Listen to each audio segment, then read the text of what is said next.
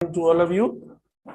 Okay, a bit of late today, so please don't worry because it's Sunday and we want you to be with us.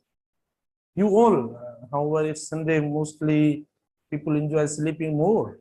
Okay, they think it's a holiday and no work at all. We think to have all of you with us. That's why this has been, somehow delayed. Right, please. Now we have finished one of the particular tenses, and that's present simple tense. Do you have any problem in present simple tense? तो देखो बेटा, हमने present simple tense पढ़ा. Present simple tense की जो वो उसके बारे में काफी समझा भी है.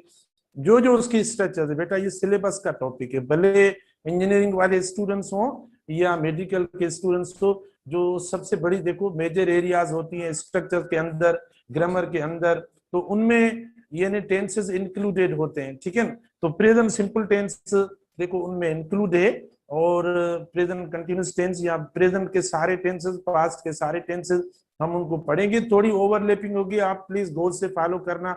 ओवरलैपिंग से मुराद मेरी ये होती है कि जब हम ये टेंसेस पढ़ते हैं तो कुछ टेंसेस ऐसे होते हैं जिनकी जो वो की मीनिंग जो है वो हम ट्रांसलेट जब करते हैं तो समहाउ सेम हो जाती है, या उनका यूज सेम हो जाता है. तो हमें जो है वो उनका यूज थोड़ा जो है वो मतलब प्रॉपरली प्रैक्टिस करके ओवरकम करना पड़ेगा. मैं बहुत कोशिश करूंगा मुख्तलिफ तरीकों से, जिस तरीके से हमने क्लॉजेस या टाइप्स ऑफ सेंटेंसेस को, फ्रेजेस को, सेंटेंस फ्रेगमेंट को जो हमने मतलब पढ़ा, इस तरीके से ही हम जो वो इन चीजों को बिल्कुल देखेंगे. तो आज हम एक नया टेंस स्टार्ट करने जा रहे हैं. ठीक है, और वो है प्रेजेंट प्रोग्रेसिव टेंस. कौन सा बेटा? प्रेजेंट प्रोग्रेसिव टेंस पे हम जो है वो बात करेंगे. इसको देखो प्रेजेंट कंटिन्यूअस टेंस भी कहते हैं और प्रेजेंट प्रोग्रेसिव टेंस भी कहते हैं. प्रेजेंट प्रोग्रेसिव भी कहते हैं, इनके दो नाम है. ठीक है, प्रेजेंट कंटिन्यूअस टेंस भी कहते हैं और प्रेजेंट प्रोग्रेसिव टेंस भी कहते हैं. बेटा इसकी फॉर्मेशन देखो, जैसे हमने उस टेंस के अंदर देखो सिर्फ जो वो वर्ब का बेस फॉर्म इस्तेमाल किया, और सिंगुलर करने के लिए देखो हमने एस और ईएस ऐड किया प्रेजेंट सिंपल टेंस के फॉर्म के अंदर. लेकिन जो कंटिन्यूस देखो, इस टेंस के साथ वर्ड कौन सा आ गया? कंटिन्यूस या प्रोग्रेसिव वर्ड आ गया. तो जब ये वर्ड आ गया तो समझे ये एक अलग टेंस बन गया. यानी ये जो टेंस बना है, आप देखो प्रेजेंट कंटिन्यूअस टेंस, तो ये हेल्पिंग वर्ब के बगैर नहीं बनेगा बेटा. यानी हेल्पिंग वर्ब जो होगा उसकी हेल्प से बनेगा. तो देखो हालांकि उधर भी हमने इस्तेमाल किया इज एम आर, तो हम प्रेजेंट सिंपल टेंस में हमने इस्तेमाल किया, लेकिन उसके साथ कोई मेन वर्ब नहीं था. तो प्रेजेंट कंटिन्यूअस टेंस जो बनता है आपका बेटा देखो, यानी हेल्पिंग वर्ब्स हम लगाते हैं. कौन से हेल्पिंग वर्ब्स लगाते हैं? यानी इज हेल्पिंग वर्ब लगाते हैं, एम हम लगाते हैं, और आर हम हेल्पिंग वर्ब लगाते हैं. ये तीन हम जो वो हेल्पिंग वर्ब इस्तेमाल करते हैं. प्रेजेंट कंटिन्यूअस या प्रेजेंट प्रोग्रेसिव टेंस के साथ हम क्या इस्तेमाल करते हैं? हेल्पिंग वर्ब इस्तेमाल करते हैं. अब देखो इसमें ये होता है कि सिंगुलर होता है तो हम इज इस्तेमाल करते हैं. बहुत बेसिक बात है. अगर आई होता है तो उसके साथ एम, और प्लूरल होता है तो आप उसके साथ क्या इस्तेमाल करते हो? आर इस्तेमाल करते हो. अगर आपका सब्जेक्ट देखो ही हो, देखो शी, ठीक है, और इट, या कोई भी सिंगुलर नाउन हो, ही शी इट और सिंगुलर नाउन होता है तो देखो आप इज इस्तेमाल करते हो. अगर आई होता है देखो तो आप एम इस्तेमाल करते हो. ठीक है, और आर होता है सॉरी, तो आप देखो उसके साथ क्या इस्तेमाल करते हो? यानी आर के साथ जो इस्तेमाल आप करेंगे वो जो सब्जेक्ट आपका होगा वी होगा. ठीक है, यू इस्तेमाल करें आप, और दे इस्तेमाल करें, देखो प्लूरल इस्तेमाल करेंगे तो आप क्या इस्तेमाल करेंगे? तो बेटा आप आर इस्तेमाल करेंगे. या दूसरी बात ये होती है कि इनके दरमियान जो ऊपर वाले सब्जेक्ट हमने सिंगुलर करके लिखे हैं, देखो अगर आप एंड इस्तेमाल करेंगे, दो सब्जेक्ट्स के बीच में जब एंड इस्तेमाल होगा तो भी वर्ब हमारा प्लूरल हो जाता है. यानी ही एंड शी इस्तेमाल हुआ, देखो ये प्लूरल सब्जेक्ट, ये दो सब्जेक्ट्स हो जाते हैं. अब ये सब्जेक्ट वर्ब का मतलब होता है, ये टॉपिक जो है ना, मैं आपको बता रहा हूं कि भाई एंड लगाओ, आर लगाओ, नार. यानी इससे पहले भी मैंने प्रेजेंट सिंपल टेंस में आपसे बात की कि आप जब मतलब ऐसे अल्फाज इस्तेमाल करेंगे तो वर्ब चेंज हो जाता है. वो हमारा सब्जेक्ट वर्ब एग्रीमेंट का टॉपिक है, जो भी आपके सिलेबस में दिया हुआ है, बहुत इंपॉर्टेंट टॉपिक है. ठीक है, उसमें भी जो हम के अंदर हम स्पेसिफिकली डिस्कस करेंगे कि वर्ब किस तरीके से इस्तेमाल होता है, ठीक है, तो वहां डिस्कस करेंगे। तो लेकिन मैं आपको सुपरफिशियली बता रहा हूं कि अगर आप एंड इस्तेमाल करेंगे तो देखो, जब दो सिंगुलर सब्जेक्ट्स के दरमियान एंड इस्तेमाल होता है ना, तो वो दोनों सब्जेक्ट्स आपके ऐसे हो जाते हैं, वी जैसे हो जाते हैं, यू जैसे हो जाते हैं, दे जैसे हो जाते हैं, यानी प्लूरल हो जाते हैं, ठीक है। अगर आई के साथ भी आप कोई दूसरा सब्जेक्ट ऐड करेंगे तो वो सब्जेक्ट्स भी आपके प्लूरल हो जाएंगे। तो आप देखें प्रेजेंट कंटिन्यूअस या प्रेजेंट प्रोग्रेसिव टेंस में हेल्पिंग वर्ब्स जो इस्तेमाल होते हैं वो ये होते हैं, और प्लस आप ऐड क्या करेंगे बेटा, ऐड करेंगे वर्ब की फर्स्ट फॉर्म, ये सिक्स फॉर्म नहीं है, ठीक है, ये वर्ब की फर्स्ट फॉर्म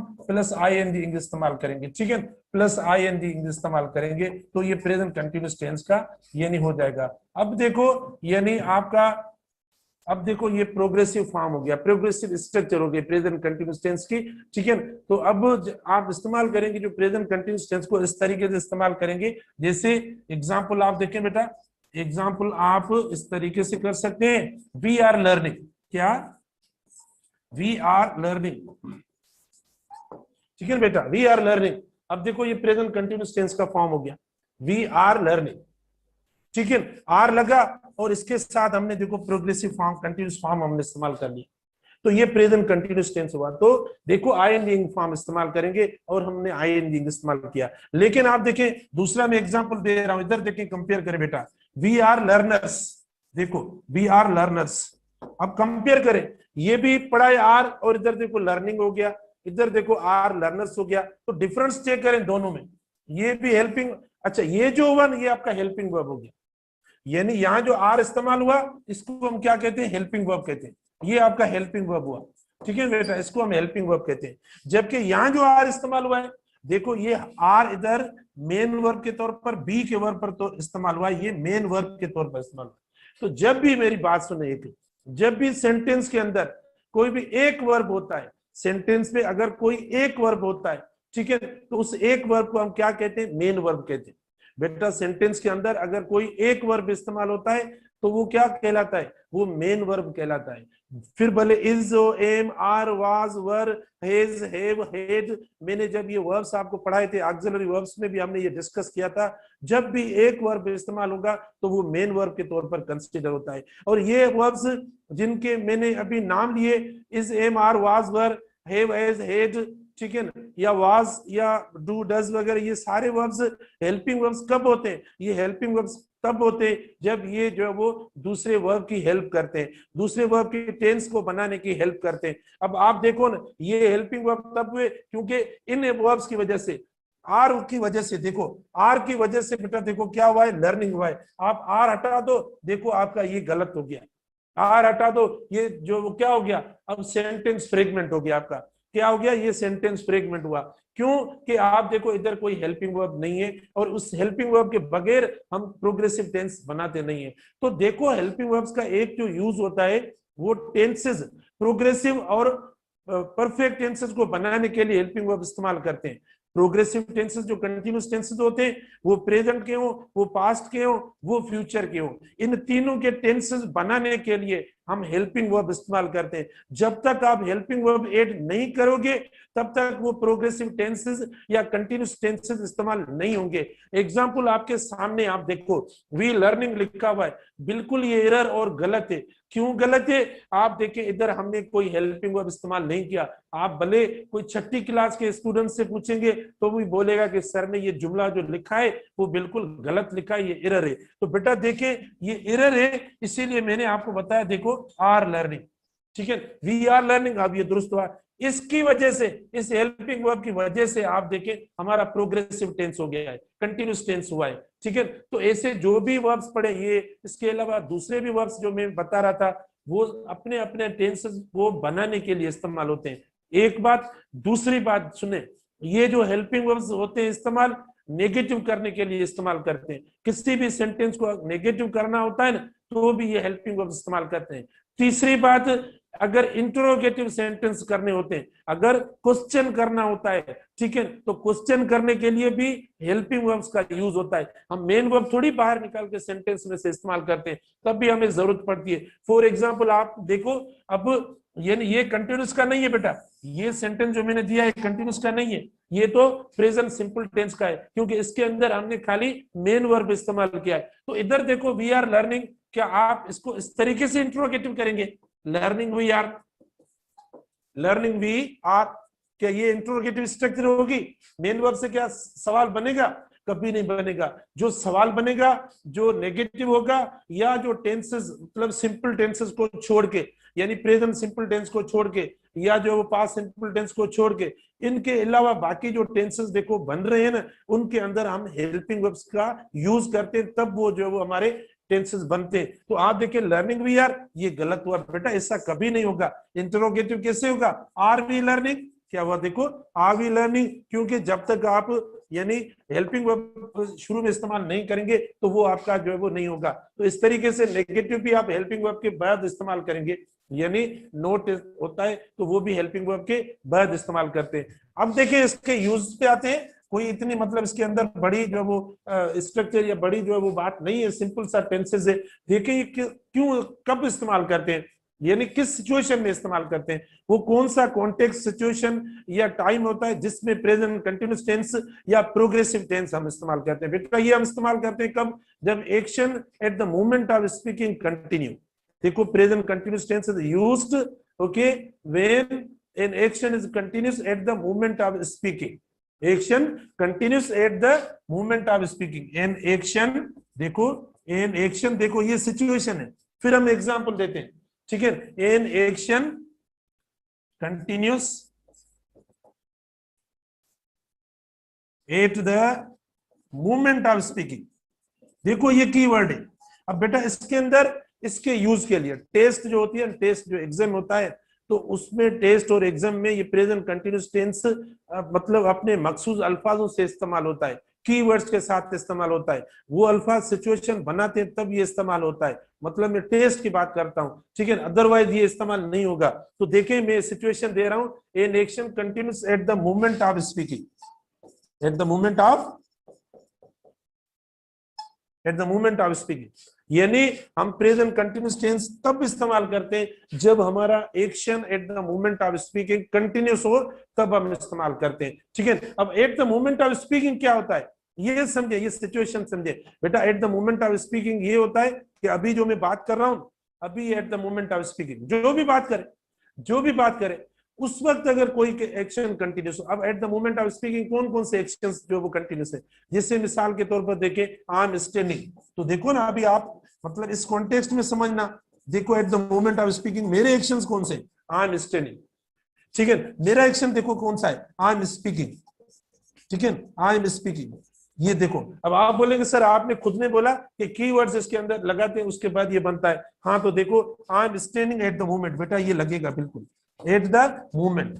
एक तो कॉन्टेक्स्ट की बात होती है, मिसाल के तौर पर मैं कॉन्टेक्स्ट में देखो बता के इस्तेमाल कर रहा हूं, और दूसरा ये होता है कि उस सेंटेंस के अंदर फिजिकली वर्ड्स इस्तेमाल होते हैं और वही उस वर्ब को बनाते हैं कि ये देखो प्रोग्रेसिव एक्शन है और अभी eight the moment of speaking जो है वो कंटिन्यू है, ठीक है। I am standing at the moment, देखो ये हुआ। या हम इस्तेमाल करते हैं नाउ, देखो ये इस्तेमाल करते हैं, या इस्तेमाल करते हैं जस्ट नाउ, ठीक है। ये राइट नाउ देखो हम इस्तेमाल करते हैं। तो ये कीवर्ड्स मैं आपको बता रहा हूं, इधर इसके ये कीवर्ड्स आ गए, राइट। देखो बेटा I am standing at the moment right now या राइट नाउ, देखो सिमिलरली आप इधर ये सेम इस्तेमाल कर सकते हैं एट द मोमेंट, ठीक है। एट द मोमेंट इसका कीवर्ड है, बहुत कॉमन वर्ड है जो इसके यानी कंटिन्यूस टेंस में इस्तेमाल होता है, प्रेजेंट कंटिन्यूस टेंस में इस्तेमाल होता है, ठीक है। देखो राइट नाउ ये हो गया बेटा।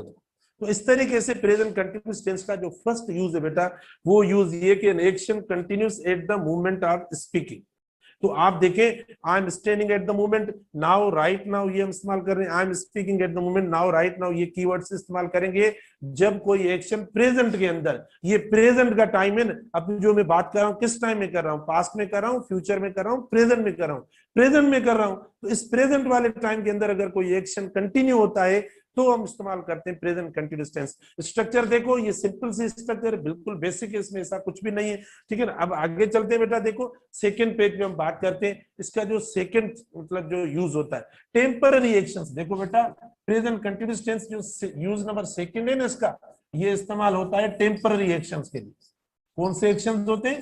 टेम्पररी एक्शंस जो होते हैं उन एक्शंस के लिए हम प्रेजेंट कंटिन्यूस टेंस करते हैं। अब कंट्रास्ट देखो बेटा, अब कंट्रास्ट देखो, इधर देखो कंपैरिजन या कंट्रास्ट या डिफरेंस आप देखो, यानी आप देखो डिफरेंस, डिफरेंस देखो। अब कौन सा डिफरेंस है? एक डिफरेंस इधर देखो प्रेजेंट सिंपल का है। प्रेजेंट बेटा देखो एक तरफ प्रेजेंट सिंपल है जो कि इस्तेमाल होता है किसके लिए? परमानेंट जो एक्शंस होते हैं, जो हमारे परमानेंट, हमने कल भी पढ़ा, इसको परसों पढ़ा था शायद, परमानेंट एक्शंस के लिए। देखो मैं डिफरेंस दे रहा हूं। और इधर सेकंड देखें आपका प्रेजेंट प्रोग्रेसिव, क्या है? प्रेजेंट प्रोग्रेसिव या प्रेजेंट कंटिन्यूअस टेंस है। ये देखो बेटा डिफरेंस। और इसके साथ कौन से इस्तेमाल होते हैं? इसके साथ देखो जो अभी हमने यूज ऊपर लिखा है ना, वही यूज इधर इस्तेमाल होता है, ठीक है, यानी टेम्पररी एक्शंस। ये डिफरेंस है देखो। तो प्रेजेंट सिंपल टेंस जो इस्तेमाल होता है वो परमानेंट एक्शंस होते हैं, ठीक है, वो रेगुलर एक्शंस होते हैं, वो रेगुलर या परमानेंट एक्शंस होते हैं, तब हम इस्तेमाल करते हैं प्रेजेंट सिंपल टेंस, हम इस्तेमाल करते हैं। बेटा बात समझ में आई? प्रेजेंट सिंपल टेंस आप कब इस्तेमाल करते हो? जब आपके एक्शंस परमानेंट हो, जब आपके एक्शंस परमानेंट हो तब इस्तेमाल करेंगे। अब फॉर एग्जांपल देखिए, मैं एग्जांपल आपको दूं, we live in the village या इन द सिटी, जो भी आप इस्तेमाल करें, या इन द टाउन मैंने लिख दिया। देखो बेटा ये जो है वो हमारा कौन सा एक्शन हो गया?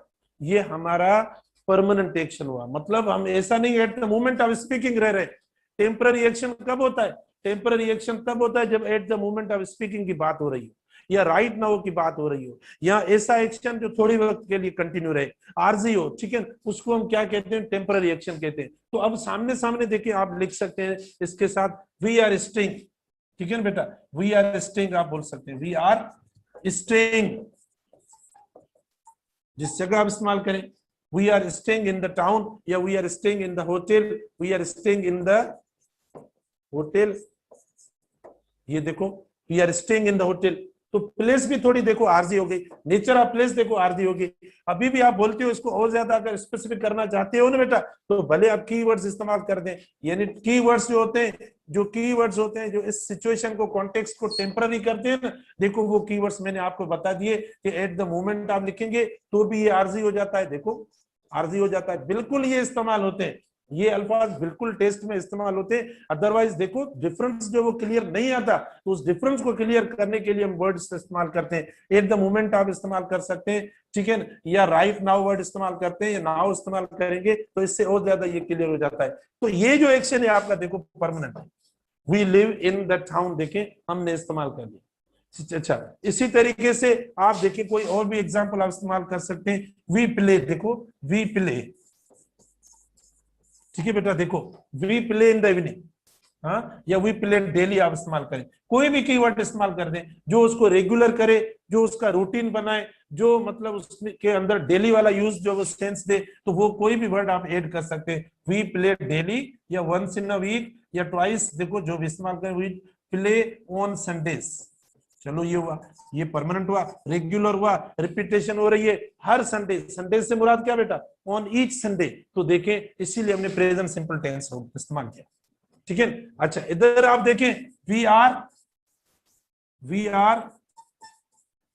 देखो बेटा we are playing on this Sunday, on this Sunday, देखो पहले आपने ये कर लिया, on this Sunday, we are playing on this Sunday, ठीक है, या today, we are playing today, भले टुडे इस्तेमाल कर लें क्योंकि आज भी संडे है ना, तो भी आप इस्तेमाल कर सकते हैं वी आर प्लेइंग। तो आप फर्क देखें कि हर संडे की बात हो रही है, परमानेंट एक्शन की बात हो रही है, रेगुलर एक्शन की बात हो रही है, ठीक है। इधर देखें वो एक्शन कौन सा है, यानी ये वो एक्शन है जो कि मतलब सिर्फ आज के लिए हो रहा है, eight the moment of speaking के लिए हो रहा है, ठीक है। तो इस हिसाब से हम इस्तेमाल करेंगे। अच्छा दूसरा आप देखें, आप वी प्रे इस्तेमाल करें बेटा, जो भी इस्तेमाल करें, जो जनरल एक्शन में वी इस्तेमाल कर रहा हूं क्योंकि इंक्लूडिंग जो वो हम सारे आ जाते हैं इसीलिए हम इस्तेमाल करते हैं, ठीक है।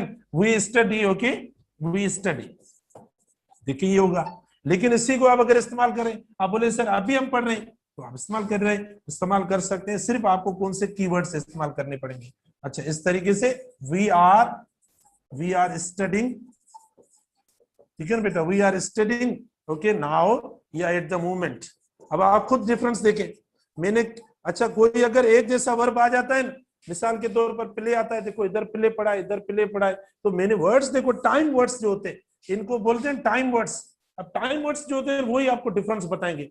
कि क्या परमानेंट एक्शन हो रहा है या आरजी या टेम्पररी एक्शन हो रहा है। तो वो परमानेंट जो मतलब वर्ड्स होते हैं टाइम वाले, उनसे हम डिफरेंस जो वो ज्यादा कर सकते हैं। तो बेटा देखो भाई स्टडी डेली इस्तेमाल करें, ठीक है, कोई ऐसा, क्योंकि ये रेगुलर एक्शन है, रूटीन वाला एक्शन है। और इधर देखो हमने कीवर्ड इस्तेमाल करके, टाइम वर्ड इस्तेमाल करके इसको सेपरेट कर दिया।